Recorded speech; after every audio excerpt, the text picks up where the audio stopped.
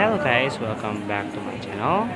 Di video kali ini aku sedang berada di era phone Bebongopuri, dan di sini sudah terlihat display atau produk demo dari kedua smartphone Vivo V25 series. Jadi kita langsung aja untuk review di tempat. Pertama-tama kita review dulu Vivo V25 5G.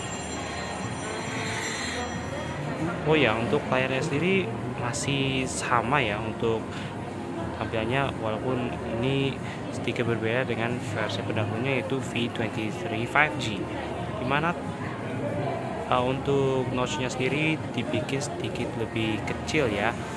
Kalau di V23 5G notch-nya gede ya, sementara di V25 notch-nya kecil.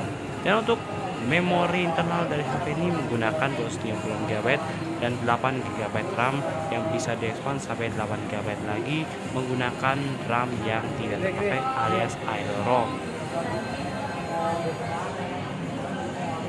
Oh ya, untuk micro SD slot tetap tersedia di sini ya guys. Jadi kalau aku bandingin dengan V23 5G, ternyata gak ada slot micro SD-nya. Sementara di sini baru ada. Dan ya, spesifikasi dari HP ini, dia pakainya chipset MediaTek Dimensity 900. Dan kita masuk ke bagian kamera. Kamera HP ini menggunakan 50 megapiksel di bagian depannya. Dan tentu saja hadir dengan menu kamera yang cukup beragam di sini.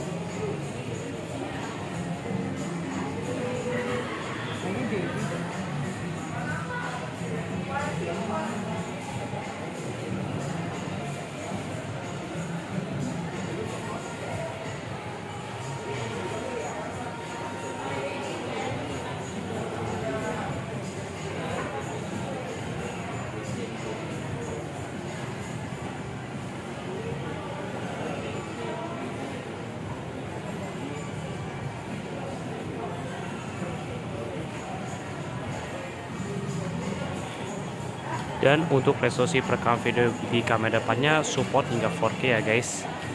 Dan itu juga berlaku buat kamera belakangnya. Dan uniknya, menu film vlognya juga tersedia di HP ini. Dan ini adalah menu lainnya. Jadi isinya ini ada mode-mode lain yang ada di HP ini, mulai resolusi tinggi, panorama, pro, hingga yang lainnya.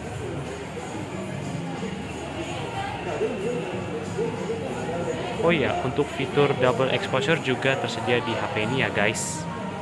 By the way, ini baru pertama kalinya aku melihat desain UI kamera Vivo dengan desain yang terlihat berbeda dari desain UI kamera HP Vivo yang sebelumnya. Jadi ini baru pertama kalinya aku melihat desain UI seperti ini. Next, kita beralih ke Vivo V25 Pro. HP Vivo V series termahal di Indonesia. HP ini dibanderol dengan harga 8.999.000. Dan bisa dibilang ini adalah Vivo X Series-nya versi murah. Jadi kalian bisa menghemat 3 juta dari Vivo X80 yang dibanderol dengan harga 11,9 juta. Jadi kalian bisa menikmati flagship experience di HP ini tanpa perlu mengeluarkan banyak duit.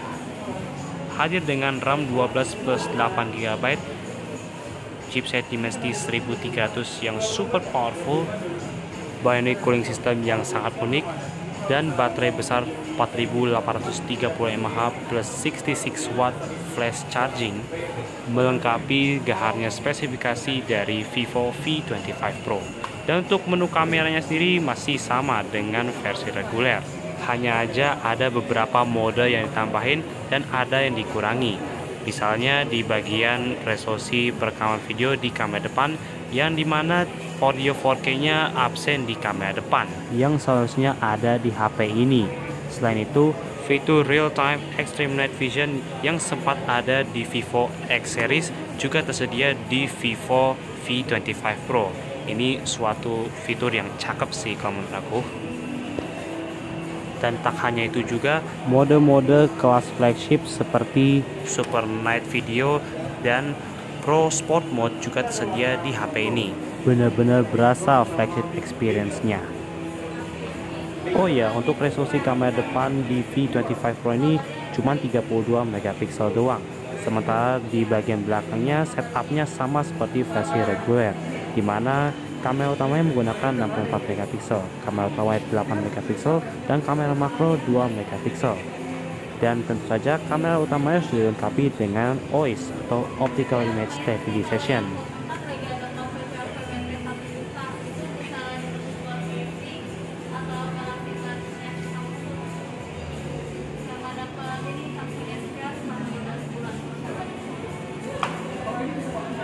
Oh ya, untuk mode portrait dan mode malamnya bisa dibilang sangat lengkap ya. Mulai dari Super Night Portrait, kemudian ada deteksi tripod, lalu ada mode panorama malam, kemudian ada mode rana lambat. Ini suatu fitur yang jarang banget aku temuin di HP-HP sekelas flagship yang lainnya. Jadi, Vivo V25 Pro bisa menjadi alternatif tepat bagi Anda yang mau mencari smartphone dengan kemampuan flagship experience yang menakjubkan. Jadi kalian bisa menghemat 3 juta dari Vivo X80.